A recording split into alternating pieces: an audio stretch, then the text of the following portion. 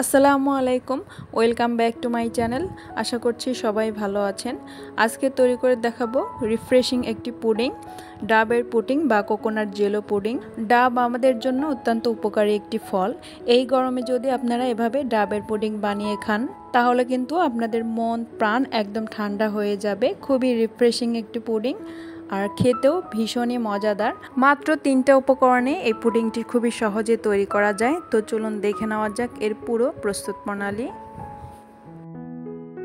প্রথমে এখানে আমি 2টা ডাব নিয়েছি আর এখানে পানিটাকে আমি ছেঁকে নিব।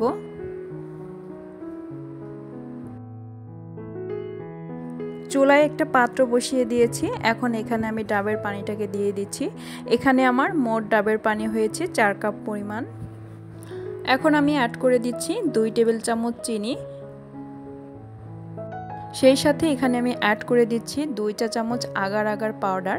যে কোনো তরল জিনিসকে জমাট বাঁধানোর জন্য এই আগার আগার পাউডারটি ব্যবহার করা হয়। আগার আগার পাউডারের পরিবর্তে আপনারা এখানে হালাল জেলেটিনটাও ইউজ করতে পারেন। চুলাটাকে আমি এখনও জ্বালাইনি, তো এই পর্যায়ে আমি সমস্ত উপকরণগুলোকে একটু মিশিয়ে নিচ্ছি। মেশানো হয়ে গিয়েছে, এখন আমি চুলাটাকে জ্বালিয়ে দিয়েছি। এখন অনবরত এই পুডিংটাকে আমি নাড়তে থাকবো আর চুলার আঁচটা থাকবে হাই হিটে। পুডিংটা নাড়তে নাড়তে একটা সময় বলক চলে আসবে। বলক চলে আসলে এটাকে খুব বেশি ঘন করার কোনো প্রয়োজন নেই। বলক চলে আসার পর জাস্ট 5 থেকে 6 মিনিট জাল করে নিলেই হবে। ডাবের পানিটা জাল করা আমার হয়ে গিয়েছে। এখন আমি চুলাটা বন্ধ করে দিচ্ছি। পানিটা কোনোভাবেই ঠান্ডা করা যাবে না। যে পাত্রে ডাবের পুডিংটাকে সেট করব সে পাত্রে গরম অবস্থায় ঢেলে নিতে হবে। তো কচি ডাবের থেকে যে নারকেলটা হয়েছে সেই নারকেলটা আমি দিয়ে দিচ্ছি। আর নারকেলটা ব্যবহার করলে ডাবের পুডিংয়ের টেস্টটা বহুগুণে বেড়ে যায়।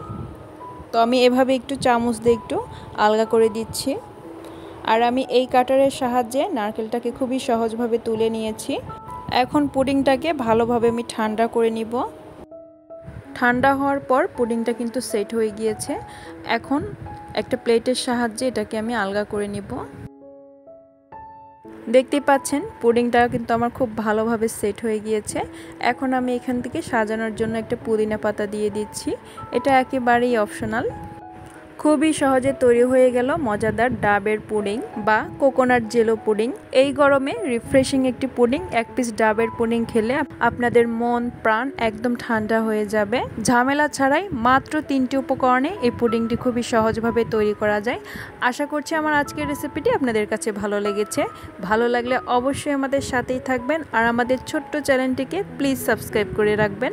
আজ এই পর্যন্তই। সবাই ভালো থাকবেন, সুস্থ থাকবেন। আল্লাহ হাফেজ।